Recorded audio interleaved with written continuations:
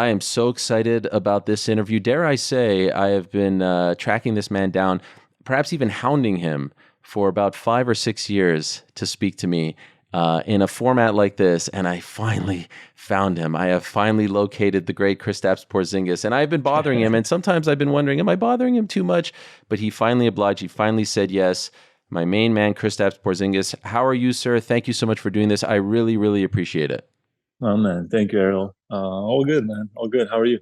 I'm doing great. I'm so great. I'm so happy that you're here. In fact, I don't know if I ever told you this. Um, 2015, July of 2015. In fact, my 33rd birthday, which was a big birthday for me because I grew up a Patrick Ewing fan. So number 33 was always my number. That he was my guy. I'm sitting in the JFK airport on my way to go cover UFC 189. Conor McGregor versus Chad Mendes, if you recall. And I know you're a big MMA fan. Mm-hmm. I'm going to ask you about Mm-hmm. that.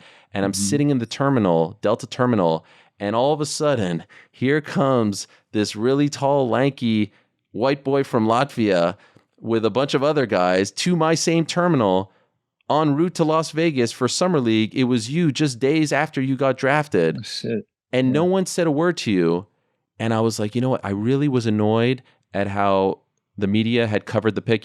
Stephen A. bamboozled, this and that. And I went up to you and I said, don't listen to anyone. Don't listen to Stephen A. New York has your Oh back. shit. And we took a Yeah, picture. yeah, yeah, yeah, We yeah, took a yeah, picture yeah. together. That's the Yeah, first yeah, time I met yeah. you. You remember this? You don't remember. There's no way you I remember no, no, this. no, no. I now when you said that you came up to me, I remember something. I don't remember that we took a picture, but I remember something. That's interesting. And actually, I was sitting right in front of you on the plane to Vegas, and I couldn't help but, and I remember your legs being like so stretched out, and I couldn't help but think, here's this kid coming from Spain via Latvia with all the pressure in the world. That whole season, Knicks fans were wondering, who are we going to get? Who are we going to get? For people start, criticizing and all that. And I was just like, I can't imagine the pressure on that kid's shoulders. And so could I ask you, like, do you even remember, were you super nervous? Were you like, you seemed cool as a cucumber, but going back now Hmm. almost 8 years, what do you remember from that first trip to Las Vegas as you were entering this NBA journey? No, you know what? Like when I was that young, I was almost like I was almost like when you're young and you don't realize what's going on, that helped me in that moment, because I didn't realize how big that was, how big of a deal that was, and like getting back drafted by the Knicks. So I was almost like ignorant to it, and I didn't care. So I felt no pressure. I was like, oh, for sure, I'm getting all this like criticism. For sure, I'm gonna exceed expectations. So that was the only thing that was in my mind at that age, 19, 20 years old. So that kind of helped me. Wow. So there wasn't any part of you that was like, this is too much? Like, what did I get myself into here?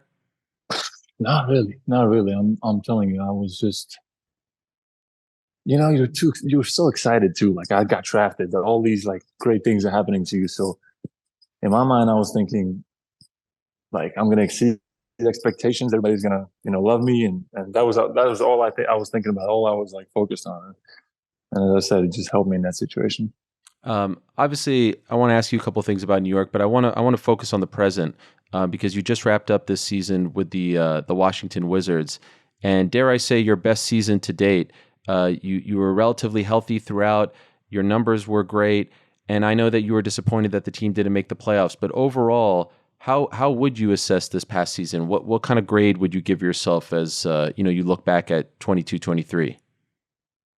No, I agree with you. I think like if you look at all the analytics, my best season by far, and my best season by far, and as you said, just not happy with the result as a team. Obviously, playoffs is always the goal.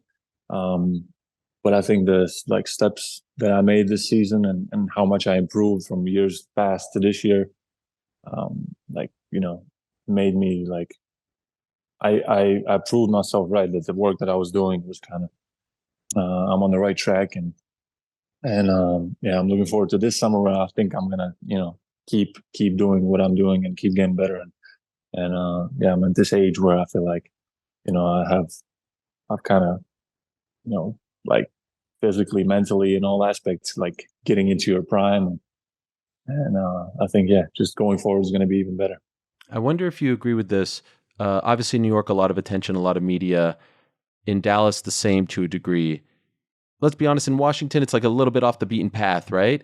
But in a Right. way, is that kind of a blessing for you at this point in your career, coming off the last two stops, that there wasn't as much of a spotlight on you? You could just do work and not focus on all the other noise. Does that come into play at all?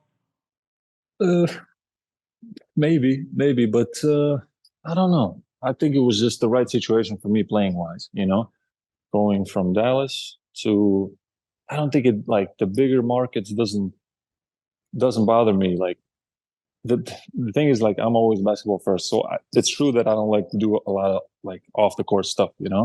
So when you are in a bigger market, they ask you to do more stuff. But it wouldn't matter to me. I think it's just the situation, playing situation was the most important, and in that sense, like I was in the right place, and yeah, just as you said, playoffs would have been like perfect for this season, but with the amount of games that we played together, I think it was pretty hard to achieve, and hopefully, if I'm there in next season, then we can achieve that.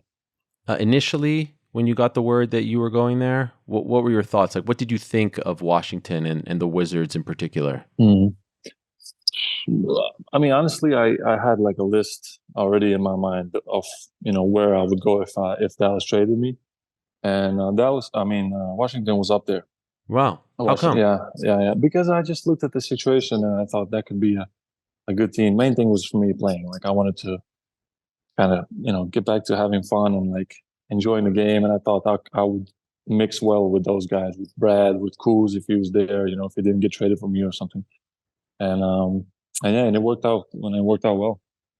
You said just then, get back to having fun. Did you feel like you had lost some of the No, you fun know for the what? game? Those are wrong words. Okay. I was having fun. I was doing my thing. I was having fun. Just wasn't the perfect situation. Yeah. Right. I have heard you say that before, not the right fit in Dallas. You hmm always kind of stop short at elaborating why. Do you mind if I hmm ask you why it wasn't the right fit? Because I think everyone thought initially it would be the perfect fit for you Yeah. once you got No. traded there. Yeah, I thought so too, for sure. Um. Yeah, I don't know. We just, we never like played up to that level, and a lot of it's on me. I could have played better. I think we had like glimpses before the bubble, then during the bubble, where like I played at a really high level, and we were kind of clicking, and things were working well with Luca. But yeah, in general, just then I got hurt in the bubble, and then after that, um, it's a lot of things, Ariel. But like I look at what I could have done better. You know what I mean? And Hmm. and I can criticize myself now looking back, like, okay, I wasn't moving as well defensively. I wasn't, my rhythm maybe wasn't as good in certain like parts of the season. Um, so I wasn't playing at that level that I'm playing right now.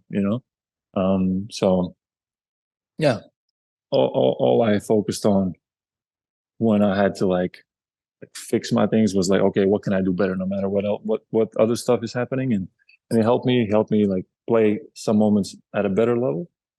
But overall, I think like sooner or later it would have. This was going to be the result. Any part of you, if I can ask, like you see what happens to them now, kind of a disastrous ending. Is there any part of you that's like a little bit happy when you see that sort of thing? You're like, serves you right. No, because you know what? They always like treated me good. They always treated me well, and everybody. I wish like truly everybody in the organization the best.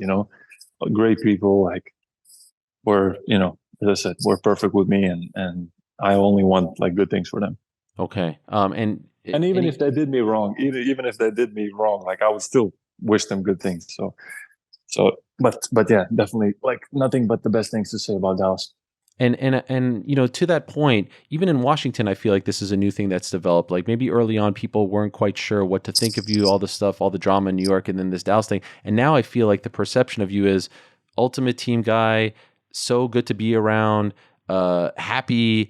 Not a malcontent. Like, do you feel also in Washington that the perception, the way people talk about you and discuss you and perceive you, has also altered as well? Yeah, I think it's changing a little bit for sure. But you know what is helping me playing better? It's helping, Mm. that always helps, whenever you're playing better, you can, yeah, it's that's what it is mostly. Um, But yeah, it's good that kind of maybe the negativity that I had like lingering from New York is kind of fading a little bit. Although the other day I tweeted something about Kyle Lowry, and the Knicks Oh fans were obviously no. mad about the game and they were killing me. But you know, there's a lot of like support still in New York also, and I think a lot of people have kind of let me live, you know. So hopefully I don't get too much hate from New York. Does that bum you out? Do you wish you had a better relationship with New York? Of course, of course. That's like, you know, that was like my first love, the city of New York, like playing in MSG. Uh, so of course I have like this, not the best feeling, you know, when I get this so much hate. But as I said, it's better. And of course, I can understand now how the fans could feel that way for how they viewed me at that time. And then I asked for a trade, you know, and boom, I'm out. And then, you know, I get painted as the villain, you know, and yeah, it's, you know, it's, but it is what it is. And my career is moved in this direction, and I'm good now in Washington. Do you have regrets about your time there? No, no, not about my time there. I enjoyed every minute so much playing in New York, and yeah, nothing, nothing but great like memory from there. It's amazing because like you know, Knicks fans loved you. They adored you. You know, maybe since Ewing they didn't love anyone as much as you could. And also you were their guy, right? You were homegrown. You were a draft pick. If I can make this personal for a second, you're the first jersey I ever bought my son, who just turned 11. We wanted you to succeed so bad, and I think I could speak on behalf of every Knick fan. And so I think it was more like a jilted lover, right? When all that kind of, you know, crumbled. But Yeah. the sane Knicks fans, I would just like to say, like right now, if I didn't blame you for asking out. Who would want to be a part of that mess? It was a complete Mm. clown show. Like, of course you would want to. Who wouldn't want to go to Dallas and leave that mess? So I think the sane Knicks fans completely understood where you come from. We didn't want to acknowledge it or believe it. But I think the real, like, legit Knicks fans always kind of believed that you were doing the right thing for you, even though we didn't want it to be at our expense. Do you know what I mean? Yeah, it makes sense. It makes sense. Yeah, and yeah, no, it's in the past already, but You it's don't like talking about it, do you? no, no, no, I don't mind. It's just yeah, it's tough for me to maybe like when I'm done playing, I will write a book and tell everything. You know what I Oh mean? man, what a book, huh? Do we even know, like, do we know 50% of the story? I feel like we don't even know 50% of the story. I don't know. I don't remember anymore what Yeah. happened, but if I refreshed my memory, I would remember everything. Yeah.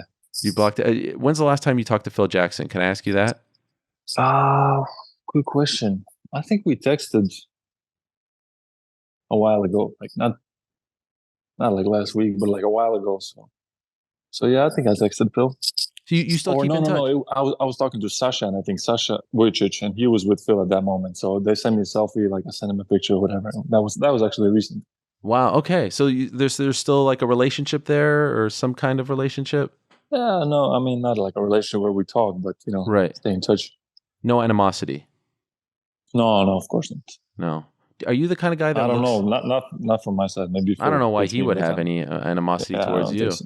No. Are you the kind, like the Twitter thing you mentioned? Do you read Twitter a lot? Do you read the comments? Too Is it much. Yeah. too much? How do you stop doing that? I have this like I put the time limit for myself, but I always like click the 15 minutes No, or 1 man. hour. That's what I Like do I for my cannot. kid who's I 11. know, man. I'm on social media too much. It's like I don't know, it fries my brain. I can't do too much. Yeah. So do you feel at times that it has affected your mental health, your mindset, the way you feel about Not really. yourself? No, no, no. No. Not really. No, no, no. It doesn't affect me. What's being said on there, it affects me how much I'm on there, and then I'm like, man, I just wasted an hour doing nothing. You know what I mean? Got That's it. how it affects me. Yeah. So you don't let it get you down. No, no, no, no. No. No, of course you can read something that kind of like irritates you a little bit, but no, like it depends on who says it too. You know, what I mean? If Sure, it's of just course. some whoever, then it doesn't matter. What about the night you got hurt against Milwaukee and the subsequent days and weeks? Mentally, how did you deal with that? How tough was that for you? Oh man, yeah. No, it was no. You know what it was like? Like even from the summer before that season, I kind of like my knee buckled a little bit against a game with the national team against Lithuania.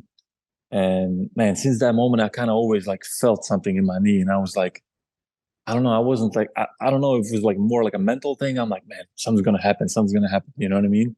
And I kind of had those reminders during the season, but I wasn't feeling like pain or nothing. But I think it was more like a mental thing. And when I landed that game, um, I was like, yeah, I had felt like a sharp pain. I didn't know what it was.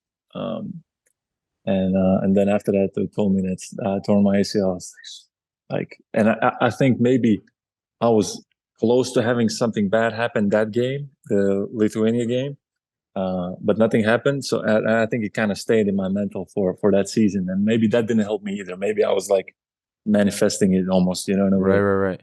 Um, but yeah, it happened, and man, when they told me the news, that I don't remember the exact like feeling, but when you get like a hot feeling or something like goes through your body, Yeah, it's yeah, just like yeah. shit. And but then immediately, like 10 seconds after, I was like, okay, like what do I need to do now to get back? And that was it. I kind of flipped the switch and um and started working on a rehab. Was there any part of you that was worried you would never get back to the league or that you would never get back to how good you were before?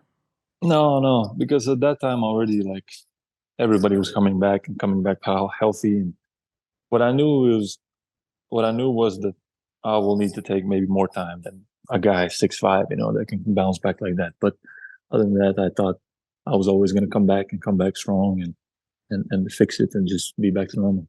Do you remember what that first week? So now you came back as a member of the Mavericks, obviously, Right. a full season and a half later. The first time you stepped on the court again, what did that feel like? Man, I felt so different. I felt so different. Just the way I had worked and like built up my body, like physically. Now I'm thinking, oh, I need to get like strong, so make sure I get no injuries anymore. And man, I just had no rhythm. I was so like strong, but like stiff at the same time. So I just felt like my touch wasn't there. My shot wasn't feeling the same, like all these things. And it was 18 months that I was out for. And I remember that was like, I was like, man, did I feel this way when I played for the Knicks? Like, I don't remember. I felt completely different. And then, of course, I started playing and I had no rhythm, no like in the post. I would dribble the ball and like turn it over every time. I'm like, yo, what is going on? So then I just started working on my game, started lifting less and started working on my game again. And then as the season went on, like after Christmas, like 3, 4, 5 months into the season, I kind of started feeling back to my like old self in a way.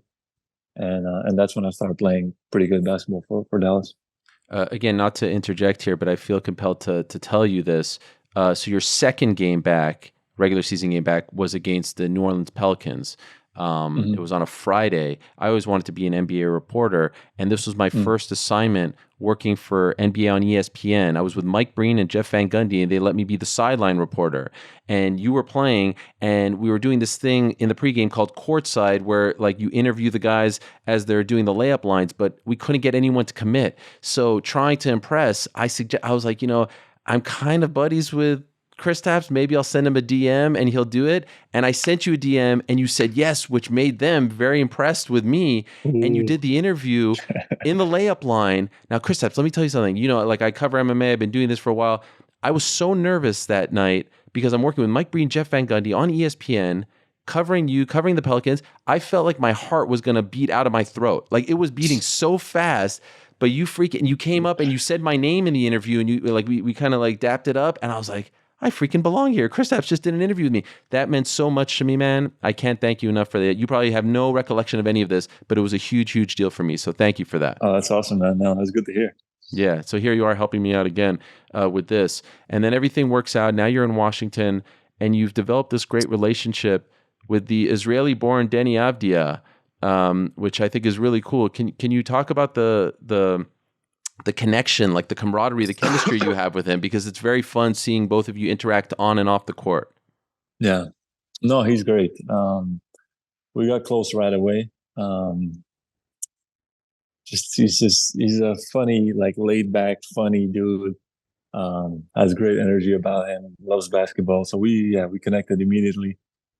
And and that's it. He's a little bit younger than me. He's kind of going through some struggles along the way. I see him and try to help him as much as I can. And so our relationship is always like getting better. And this summer we're also planning to get together for some workouts somewhere, maybe in Spain, or maybe I'll go to Israel. Oh, that'd be sick. And yeah, I want to. So it'll be cool. Yeah, me and Denny, we're like brothers. So this is a massive summer for you for multiple reasons. Can you give us? No one's listening to this, so don't worry. Can you give us any insight into what you are going to decide? So if I'm correct, you have the option. You have a player option, right? You can opt Correct. in or out. Mhm. Have you decided which way you're going to lean towards? Oh no, it's crazy because Washington just fired Tommy Shepard, Yes. GM. So some changes in the organization. We'll see what happens with them, and then we'll go from there, I guess. But we'll see. What probably makes sense for me is to opt out and sign a new deal, but you never know. So kind of keeping all options opened, and but yeah, we'll see. We'll see what happens. Like I don't know, next couple of weeks or so, and then once I hear from my agent, I'll let you know, Ariel. I appreciate it. Were you surprised with the news that they were parting ways with Tommy? I was, yeah, I was. Why do you think they did that? Any idea? I guess result based league, and we didn't make the playoffs. With I told that to Tommy. I tell that to everybody. Like I've been in the league for a little bit, and I've seen teams and I've seen like talent levels. And I think the team that we had this season, we had enough talent to make the playoffs for sure. We just like Brad, Kuz, and myself, we only played 35 games together. Then every time somebody's out of the lineup, the whole dynamic for the team changed. So we never got any like good rhythm. We had those 6, 7 games in a row that we won, but that was it. During the season, we didn't have any like good, consistent like rhythm as a team, and and at the end, yeah, the result is this, and I think that's what kind of was maybe the trigger. How much does your decision hinge on what Kyle Kuzma will do? He is a free agent come summertime. Would you like to know what he's doing before you decide what you're doing? Oh, of course, me and Kuz are close, and we've gotten really close playing together. But I don't know what Kuz is going to do. He's crazy. He's gonna do. I don't know what he's gonna do. So we'll see. No, of course, I would love to keep playing with him 100%. Well, your take on his style? Like, do you like the clothes? Are you a fan? Yeah, love it. Love it. Yeah, it's like it fits his personality perfect.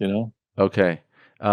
Would you like to, like, are you happy in Washington? In a perfect world, would you like to stay? Do you feel comfortable there? Yeah, of course. Yeah.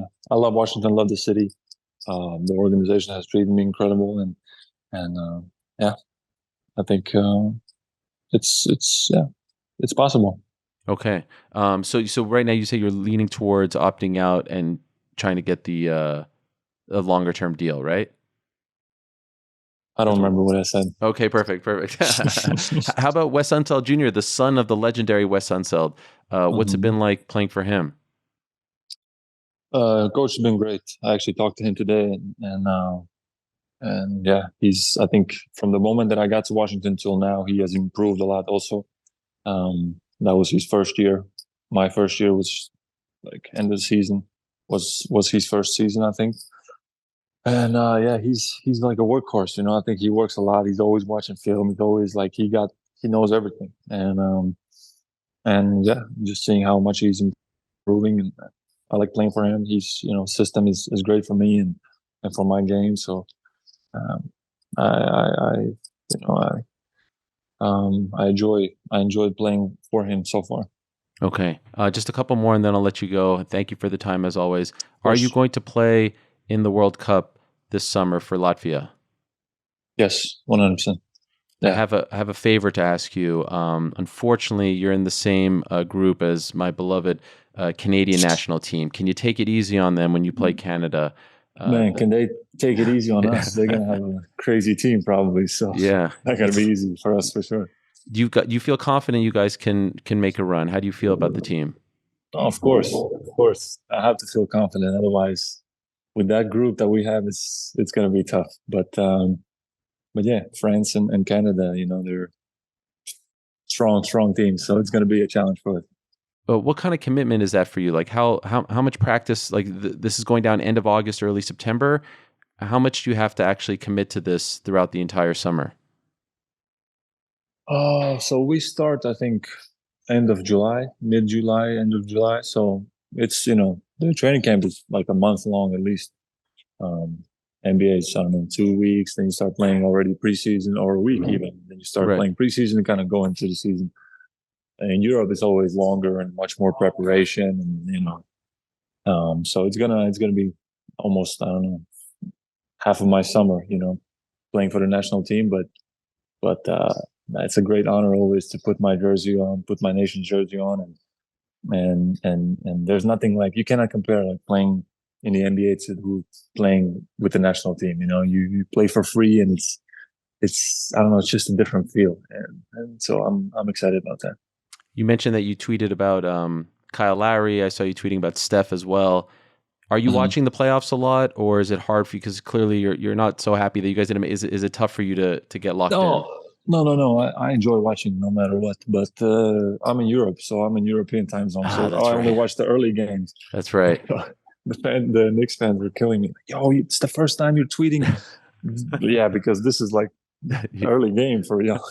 That's why I'm watching. I saw like a couple of months ago, you were showing love to Luca on Twitter, and so to maybe Mhm. put like the notion to rest that you guys are enemies or anything like that, there still seems to be love between you and him. Am I right about that? Oh, of course, you have to respect this guy. He's one of the best players in the world, and what he has been doing so far in his career, it's incredible. So, of course, I wish him well, and I wish, as I said, I wish Dallas well. Okay, and finally, just curious to get your thoughts on Victor Wembanyama, who's expected to be the number one pick this summer. Obviously, you weren't the number one pick, but it felt like you were because of all the attention in New York, and you have a similar frame. And uh, Hmm. what do you make of his game, and do you think that he will be successful in the NBA? Man, this guy, I think this guy's different. I think he's just like he's like a superhuman almost. The way he can move, his handles and everything. Um, I saw something that he's like a mixture of a lot of like great players. Like he has like handles like KD. And it's for his height. He's even taller than me, 7'4". Right. And I don't know if you saw that highlight where he shot the three, like a step back three, and then went to Yes. get his own rebound. Like that's insane. Like, I haven't seen that. I don't know if ever. So I'm very excited to see him in the NBA, and also like now he's playing and he's playing great, but like during the summer, I remember at that age how fast you get better, and how fast he's gonna keep getting better. I think it's gonna be insane. Any advice you'd give him? I don't know. I think the main thing for him is like keeping his body healthy. Obviously he's gonna have this like, I don't know, like if he gets like one small injury, people are gonna write him off. Like, oh, his injury probably is never gonna. Like it's not gonna be like that. Of course, he's gonna roll an ankle or something. Sometimes gonna happen. Hopefully, never. But I just wish him like the best health. I think from the stuff that I've seen, some small clips, like he's doing a lot of like good stuff for his body. I think he's already like way ahead of the game, and he has good people around him. And yeah, I just wish him like health and yeah. And what I love about him is like the confidence that he has. You know what I mean? That's super important. Him coming in, he knows he's the best in that draft class, and there's no chance that he's not going number one. So um, I'm excited to see what he's capable of next season. Dare I say his game is a little unicorn-esque. Yeah, no, I think he's like an upgraded version of me and many other players. Very, very last thing, I have to ask you an MMA question because I know you're such a big fan. I love when you're tweeting about MMA and whatnot. I know that you were once a huge Conor McGregor fan. In fact, I think you went to the press conference when it was him and Khabib, that very infamous one. Are you still a big Conor fan, even though he's not as active these days? Yeah, of course, always. I'm always gonna, small like piece of my heart is gonna be like that Connor fan. He's legendary, man. Like now, I think the more time will, even now already, but the more time will pass, the more people will appreciate him again. For what he did, for his run, like, and we'll see what he can do going forward. Also, so. Yeah, no, Connor. I think maybe UFC will like acknowledge it after, but man, Connor brought the game to like a different level completely. 100%. And I think, yeah, I think he made so many people UFC fans. I used to watch UFC before that for a little bit when John Jones was kind of going through everybody, but then I stopped. But then when Connor came and kind of brought the game, just it exploded. Then I haven't stopped watching since. So I think thanks to him, UFC is what it is right now. I remember you took a photo with Demetrius Johnson one time at Madison Square Garden, and the size discrepancy between the two of you. Who is your favorite right now? Who's like actively, who's fighting consistently? Who's the guy that no Mm-hmm. matter what time it is, you have to watch? I love Hamzat. I love watching him. Where is he gonna fight next? He's gonna be 185 or no? It looks like 185, yeah. Yeah, no more 170. Yeah.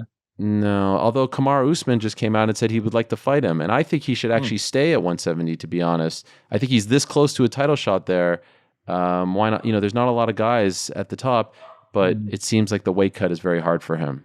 I would love to see Yeah. Usman versus You think he Khamzat can though. make it? You think he can make more than Yes, 170? Yeah. yeah, he just had one slip up. It was just one Yeah. time. People act like it was every time. It was Right. just once, really, that he missed. But it was just But a I big saw miss. I saw him on Instagram, and he looked huge, man. He's He looked huge, so yes, big. he's huge, and Yeah, him versus Izzy would be tremendous, right? that'll be tough. Yeah. No way, Izzy and Pereira rematch. Not right now. Pereira going up to 205. Oh, who's he He, fighting? they haven't announced it yet, but he made the announcement Okay. that he's done. And I would love to see him versus Yuri. Yuri Prochaska. The striking Mm-hmm. battle would be tremendous. Mm-hmm. First, we'd Mm-hmm. probably get Mm-hmm. Yuri versus Jamal Hill for the title to unify the belt, but or to make sure we know who's the man. Yes. But he should probably get a shot soon. But so Khamzat is your number one. Yeah, I think so right now. Who else am I watching? Izzy, you like Izzy? Hey, you know what? I'm starting to really love Triple C. Man, like how many guys he has trained and helped, and um, I don't know. And he's kind of, I'm glad he's back. That's great stuff, man. Thank you so much for doing this, Kristaps. I really, really appreciate it. Congrats on a tremendous year. I'm always going to be rooting for you. I always have your back. And whatever you decide to do, good luck this summer. I wish you nothing but the best, except for when you play Canada. I have to, we haven't won I anything. So, understand. but then I'm back on the bandwagon no matter what. So I really appreciate it, my friend. Thank you so much and all the best to Yes, you. sir. Thank you, Ariel.